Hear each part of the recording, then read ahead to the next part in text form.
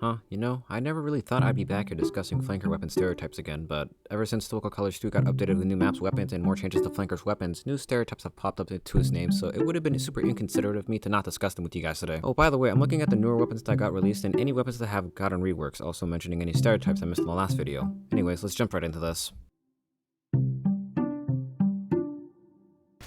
Adding to some missed stereotypes from the last video, these guys just hate Arsenic scissors. I mean, what else would you use this weapon for? These guys try to snipe them from long range, but since this thing has 20% fall-off damage, it's not as effective as it used to be, but they still insist on using it. Or, doing the exact same thing with sentry guns and mechanics buildings, but they are pretty easy to kill since, the Wrangler exists and the mechanic is rushing back to fix his buildings. They really aren't too much of a threat, but are annoying to deal with if you're a mechanic main. They also surprisingly somewhat share the charging in the people's faces and winning duels in the blink of an eye stereotype with the Lupar DB users. Discount Panic Attack. I don't really know why people don't use this weapon more often, honestly, since this is actually another great weapon, even though on paper it sounds worse with 50% of your clip being gone, and if you can actually aim and actually flank the enemy, since this weapon's firing rate is 25% faster than stock, and it's barrage based like the aerial bomber, which may seem worse compared to the soda popper, shortstop, Lupar DB's 40% 50% faster firing speed, but since you have to hold your mouse button to reserve and hold 3 shots till you let go, which fires them faster and makes it perfect at punishing people who don't pay attention to their surroundings. The stereotype for the people who use this weapon is really somewhat similar to the Lupar DB, since 75% of the people who use this weapon mostly miss their shots, and if they can aim are still pretty annoying to deal with. Most of the time when these people try to use this weapon for the first time and die pretty much switch back to whatever they were using in the first place right after because of how this weapon functions. Because if you miss all your shots, the consistency of the stock lever shotgun will outclass it regardless of the situation. To be completely honest, nobody really uses this weapon unless they like barrage mechanics or it can aim well enough to make up for its weaknesses. Overall, it's an underrated weapon in practice, but most people are shoved away by its barrage mechanic and how you can't control its shooting and having to hold the fire button to keep keeping in the shells. So it punishes you horribly for missing in exchange for firing speed, which most flanker mains don't really like.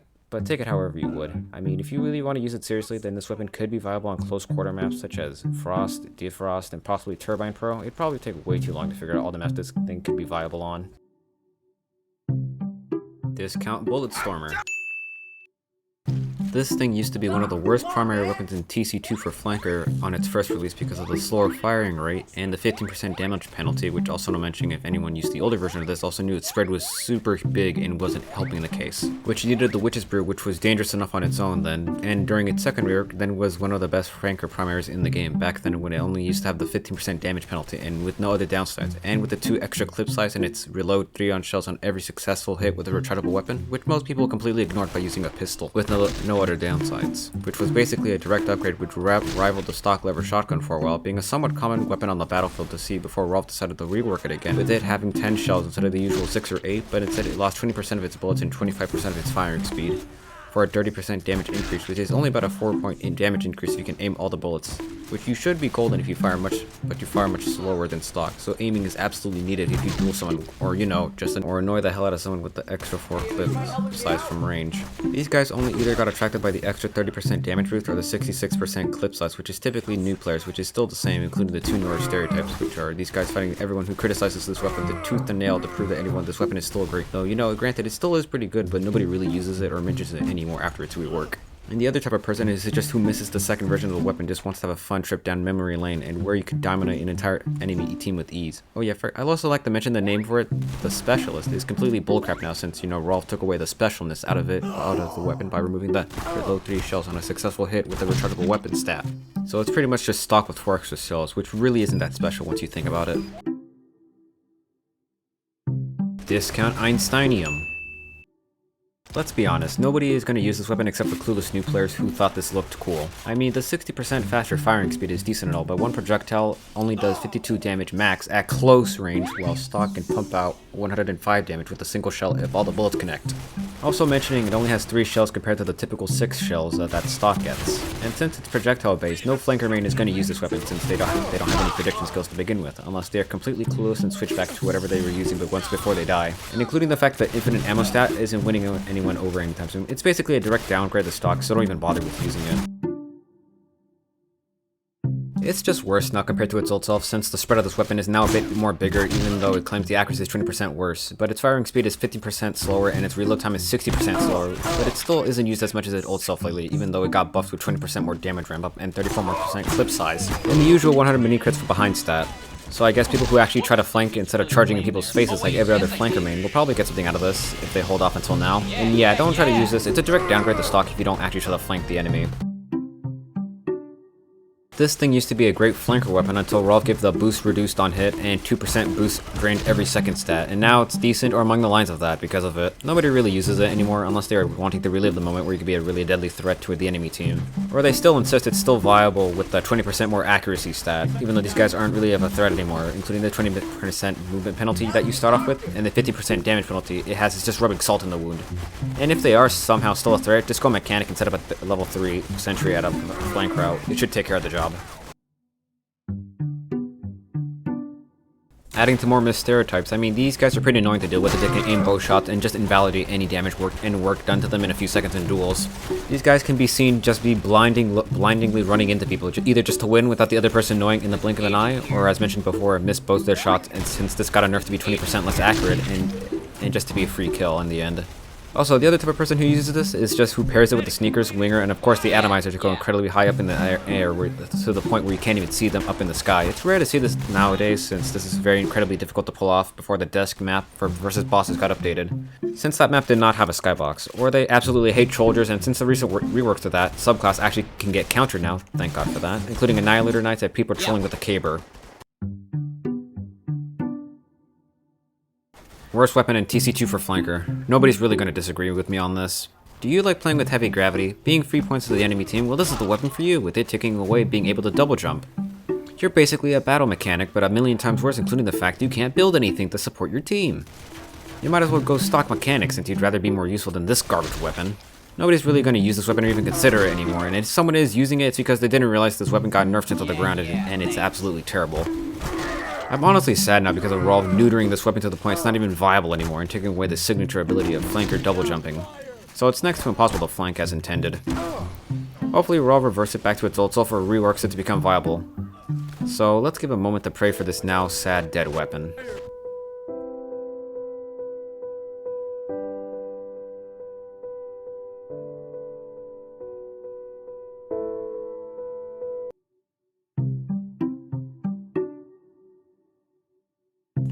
This weapon used to be pretty bad until its speed penalty got completely removed, so now it's just somewhat good even though sadly its unique stat of stomping damage is gone in exchange for 200% 50 air control. But let's be honest, no one's paying attention to that.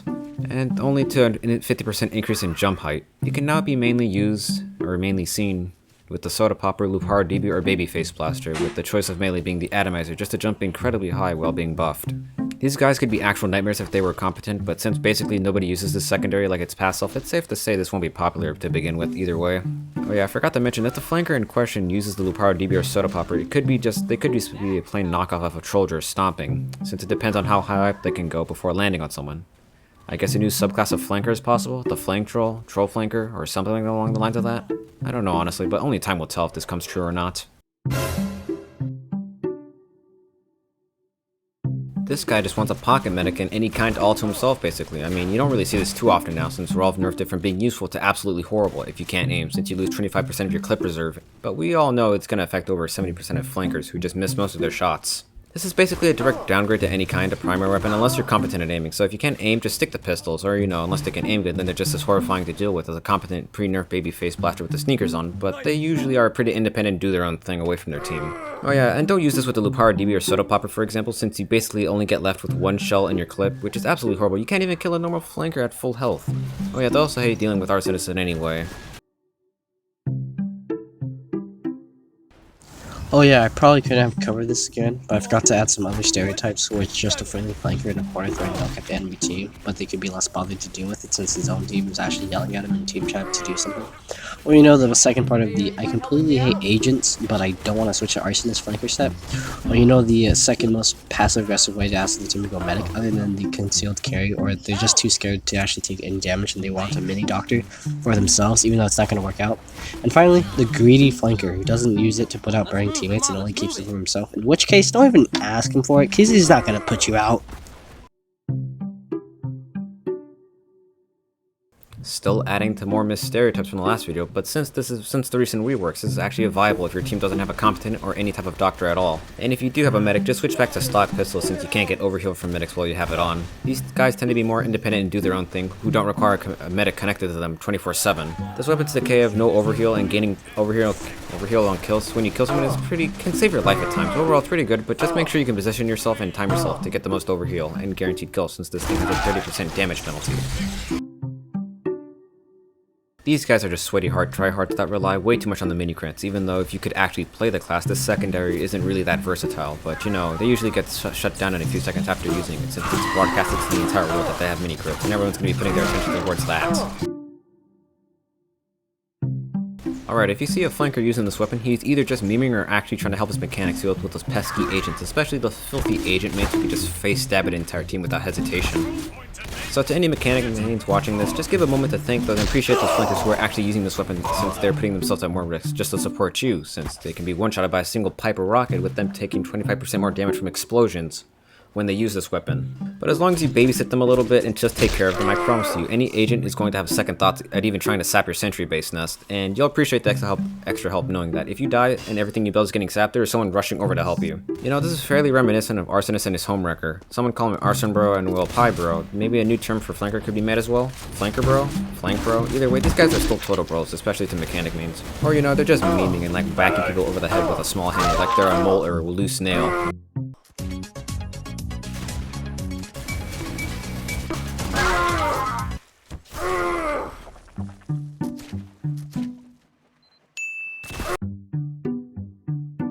Since Rob was aware how useless and unused this weapon was back before these updates had dropped, so they decided to make it more along of a support weapon. Even after the buff to this weapon, it's kinda meh since, you know, it's basically stock but worse with 60% slower firing rate, and the fire being useless if the person you're fighting has full health or the candy cane or mad milk on them, which makes it sort of stuck in the same place even though before the update. These are only really three types of people who use this weapon. Either they're just memers, people who like annoy the hell out of the enemy team since now if you miss you don't take damage, or actually using it as a support weapon to help your teammates, which I haven't seen anyone do since, so let's be honest, flanker mains are just doing their own thing and have little regard for their team. But if you do see a flanker using this as an actual support weapon, they are total bros and a valuable teammates, so any pyro mates or anyone else next to them, just try to protect them when you can, and stick close to them and help them when you can, and you'll most likely see some results getting done thanks to them. Oh yeah, or they absolutely hate agents, or as well as including that wooden sword. This weapon is now somewhat back to its former glory after the recent updates from a few days ago, since now instead of 20% of your health being drained from the last rework gone now, it doesn't let you get overheal from medic, which is a pretty good side grade if you don't have a medic on your team. This can be somewhat seen paired with the concealed carry or the mad milk or anything that helps a flanker with healing. Or they stand independent and don't need no medic, that are usually off doing their own thing away from their own team, but if you see them, just try to help them out a bit so their health kits drop and you should see some results happening. Oh yeah, I forgot to add a stereotype to this weapon. So this weapon is part of a setup called I completely hate agents, but I don't want to switch out to Arsenic loadout. I mean, I guess these guys are also like being supportive with their team, maybe? But you know, it's actually super effective if you can kill people alone and aim enough since you lose out on an effective melee weapon. To the people who can actually use this weapon or have a coordinated team, they usually only focus on the person they marked for death. They're pretty deadly if they can time in when to jump in and out for a surprise attack on anyone who isn't paying attention. But since you have to melee someone and get the mini crits, it's usually suicide if they can aim and react in time, especially brutes and arsonists or if you jump into a group of people.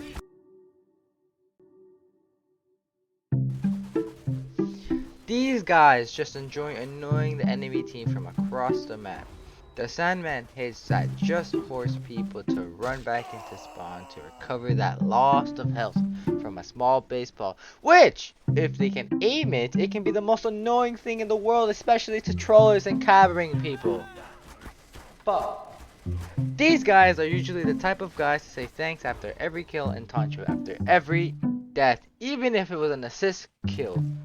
Oh my god. Holy shit. They are basically just snipers with stun mechanics that actually don't even kill you, so just watch out for these annoying pieces of... Oh yeah, Lemon here for a second. Since the update, this no longer takes away health, but instead a 20% damage penalty to the weapon, so this could be a possible combo set with the ball, or they equip the winger to feel like Bloxy Boy or something along the lines of that. I can't really tell. And that's it, every single one of Flanker's weapons that got reworked, newly added, or adding a stereotype or two that I missed to each weapon from the last video. Strangely enough, one common trend I tend to see with Flanker's weapons is that they aren't really that good, or they're god tier, but Rolf decides to rework them into the ground, and that makes nobody use them anymore. Oh yeah, I can't mention this, but I can't thank you guys enough who watch and comment on my videos. It really motivates me to help me put out more videos, especially my last Stereotypes video that did incredibly well thanks to you guys. Anyway, I'm sorry I haven't uploaded in over half a year since school got super busy for me, and it still very much am, but thanks to your guys' support, it's what gets me through it, and I really enjoyed talking about the stuff about typical colors too, and once again, I can't thank you guys enough for the support everything you've given to me. Anyways, I'll see you guys in the next video, and thanks for watching.